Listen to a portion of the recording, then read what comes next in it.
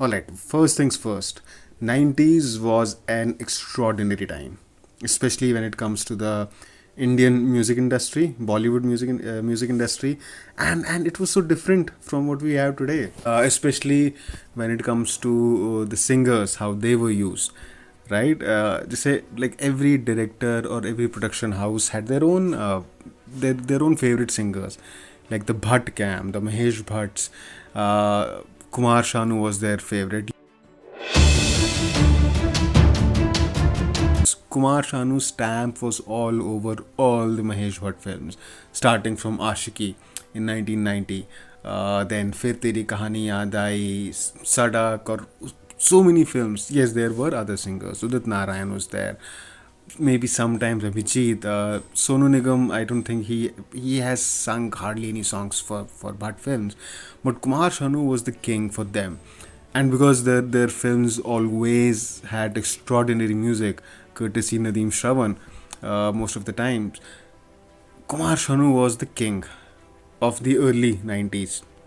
Udit Narayan ne bhi he gave some big hits, especially with Kayamat Se Kayamat Tak. He emerged as a top built singer in India, but then he became the leader of the 90s music in Bollywood with the later films, with Yash Chopra films, with Dar, DDLJ, or with Johar films, Kuch Hota Hai, then Mohabbat later. So Udit Narayan and Kumar Sanu were the top two singers when it came to the singers that are most preferred by music labels.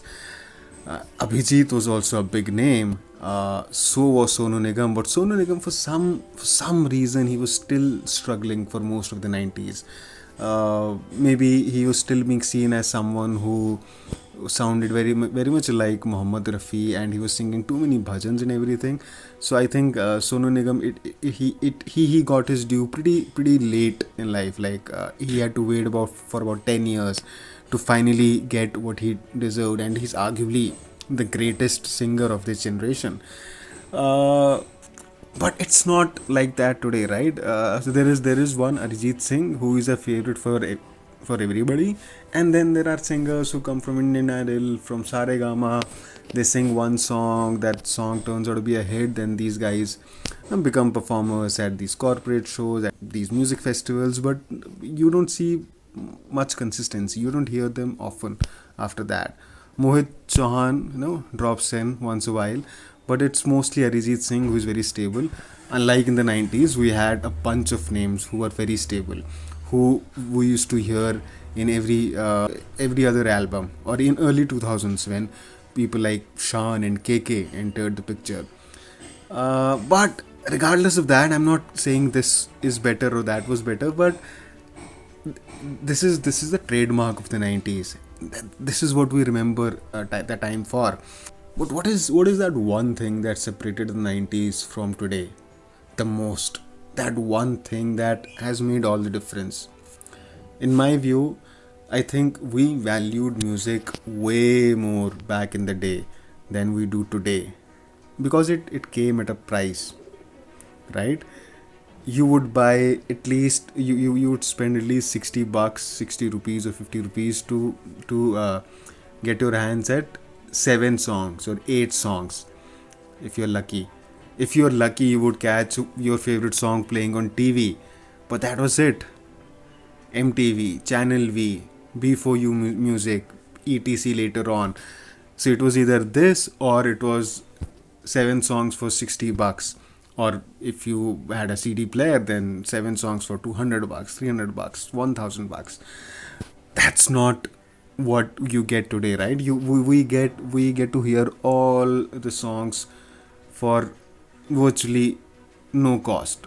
It's if you buy a subscription for Savan or other platforms, music apps, I guess they charge you 100 or like 300 for 6 months or a year or something like that. It's virtually free of cost.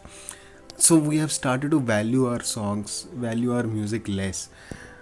We don't listen to songs, we don't cherish each song as much as we did back in the day. We used to play them in loop, because and we never really got we did not get bored of listening to the same song over and over again, because that's how it worked. Every time you hear तू मेरी आशिकी और मेहंदी लगा के रखना और ये दिल दीवाना, so many memories come back. Or any Abhijit song that he sang especially for Shah Rukh Khan. And of course the female singers Alka Yagnik and Kavita Krishnamurti, they were just top notch singers. Lata Mangeshkar was still singing in the 90s. She was singing in the very top tier albums in Yash Chopra films. Dil To Pagal Hai, Dar, DDLJ may also she sang a song, Asha Bhosle as well. So these were the singers who ruled. Then among music composers, Anu Malik I think was the most blockbuster music composer of that time. There was Nadeem Shravan, and of course the ageless A.R. Rahman, who started with Roja, I guess. And he's probably the only music composer whose albums have not aged or have aged really well. Even like 90s are a trademark thing. You pick any album from the 90s and you can tell within 10 seconds that this is from the 90s. But with A.R. Rahman, you pick any of his album from the 90s, it still sounds so fresh, so modern. And that's why A.R. Rahman is A.R. Rahman. Even though I think Anu Malik is one of those names who has really adapted well, to the changing times, because his albums in early 2000s or late 2000s, even the ones where he has given music over the last 5-6 years, they sound very modern. But okay, this is about the 90s, not about the journey of music industry as a whole. So the best songs and albums of the 90s fill you up with nostalgia and such wonderful memories of those audio cassettes that could be repaired with a pencil, right? Remember that thing? Or even CDs after that. But let's look at some of the very best music albums from the 90s. Ashiki. What a blast off to the decade. What a start. Mahesh Bhatt films or Vishesh films have seldom let you down with their music. But Ashki, I think in a way was the album that started it all. Mahesh Bhatt had been making movies. Some of the movies by him, like Naam, had amazing music. Chithi Aayi Hai is a legendary song. Ashiki, Fir Teri Kahani Yaad Aayi, and a lot of other albums. The combination of Nadeem Shravan and Kumar Sanu, or with other singers of that time, made each song from those albums very, very, very special, very, very viral worthy. Talking of Ashiki, if सांसों की ज़रूरत है जैसे made a genuine case for romance, तू मेरी जिंदगी है was a plea from the typical 90s hero to his heroine Roja. Again, a timeless album. You will still find a lot of people who would cringe now at Ashiki, but nobody cringes at Roja or any A.R. Rahman album, because they age just beautifully. Roja was, I think, his first collaboration with Mani Ratnam, and A.R. Rahman's one of the earlier works. And it's hard to believe that such a young boy, he was literally a boy back then. It's hard to believe that such a young boy could create magic like this. Each song in Roja has those gentle cadences of the springs that just stays with you forever. And especially some of the those tunes, they're just thrilling, and yet they're so captivating in the same measure. Next up is Bombay, another film from that trilogy, Mani Ratnam's trilogy. So this film followed closely on the heels of Roja. Roja was based on terrorism in Kashmir.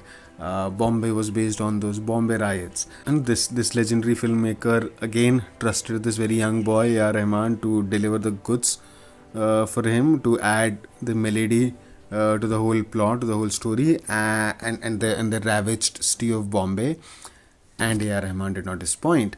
The result was a live wire album with each song having sure rhythms and beats as expected. Dil To Pagal Hai.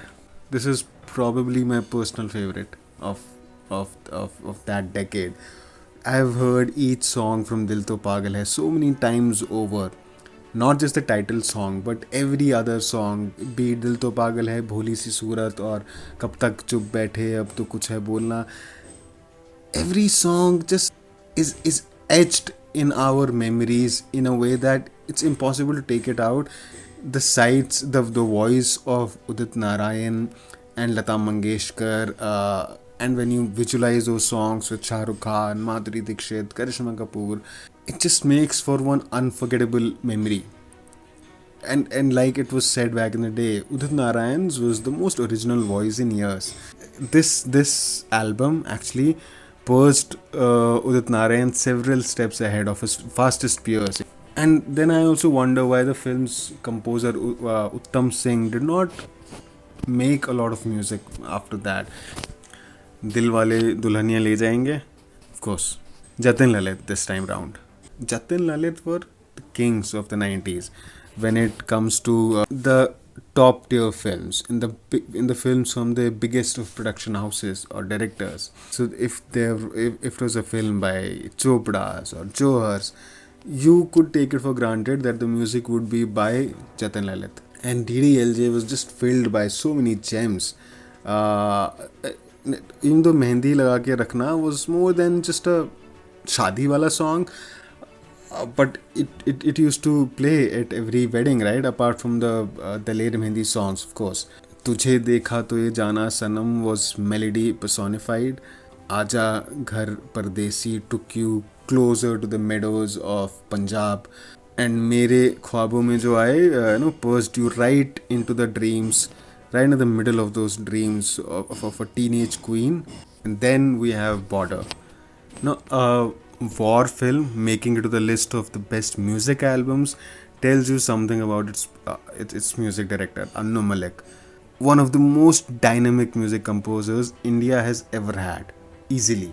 Album's best song was arguably Sande Se Aate Hai, sung wonderfully by Sonu Nigam and Roop Kumar Rathod, but other songs were almost equally special. Melodies like ऐ जाते हुए लम्हो और हमें तुमसे मोहब्बत हो गई है, swooned you into a lyrical saga of love. A star was finally born in the shape of Sonu Nigam, but he still got his due much later. I think it was with K3G, like 4 or 5 years later in 2001.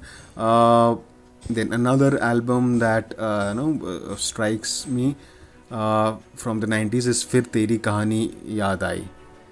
Tragic film and the most perfect album suited for that story, for those characters. There are few music albums that complement the story of the film, the screenplay of the film, as well as Fir Teri Kahani Yaad Aayi did. And it was not Nadeem Shravan this time, it was Annu Malik. Whether or not the songs were taking the story forward, but they were just a part of the dialogue. That's how well they fit into the film. They were actually the part of the dialogue of Fir Teri Kahani Yaad Aayi, the songs. It was a tough movie to watch back in the day. I was a little kid, but I still could understand the pain of that, what I saw on screen. Emotionally complex and filled with sadness all over. Fir Teri Kahani Yaad Aayi stands as one of the finest Mahesh Bhatt films, easily. A huge shout out to Rahul Roy and Pooja Bhatt for adding to the authenticity with their deeply haunting and deep felt performances. And then we had Taal, Subhash Ghai's Taal. Unsurprisingly, another A.R. Rahman entry. And if you have, if you know Taal, then you know you couldn't have expected anything less from the combination of A.R. Rahman and Anand Bakshi, with Subhash Ghai expecting something special from them. The music of Taal was in a league of its own, fully complementing the movie's theme, its visuals, its choreography, especially the choreography. There's a lot of dance in the film. And A.R. Rahman feels like he was literally on the sets of the film and he was looking at characters dancing and then he composed the music. It fitted whatever was happening on screen so well. There are so many albums that make for great listening, but they don't necessarily go with whatever is happening on screen. But Tal is not one of those albums. Tal, Fir Teri Kahani Yaad Aayi. Some songs in Tal take some time getting used to, but once you start liking them, you just fully worked over. And then you have Sangharsh, another breezy album by Jatin Lalit. uh, it's filled with beautiful songs, but again, it's also one of those songs where this young boy Sonu Nigam truly shone. He has multiple songs in the film, but of course, Mujhe Hi Raat Din Bas Mujhe Chahti Ho emerges as the best song. But apart from this song, there are really good songs in the film, and yeah. And then we come to the last album of that decade that came out in the year 2000, the new millennium, and I go with Fizza, Anu Malik's Fizza. 2000 was just Anu Malik's year. He was churning hit after hit, and every hit album was so special and so different from the other albums in that year. Of course, he had tremendous competition. Even within Fizza, there is a song by A.R. Rahman. The quality of albums that he was churning, because see, in the early 90s, even in mid 90s, Anu Malik's albums were sort of borderline cringy. Not all of them, but most of them. The fact remains that Fizza still remains one of the best albums of the century. And another album, another breakout song for Sonu Nigam, but it still did not work for him as much. Maybe it did, maybe that's why he got K3G. But yeah, Tu Hawa Hai Fizza Hai is unarguably a very, very tough song to croon. Subscribe to Legend Martini for your daily dose of lifestyle, movies, fashion, career, health and wellness, and everything else under the sun. Don't forget to hit the bell icon.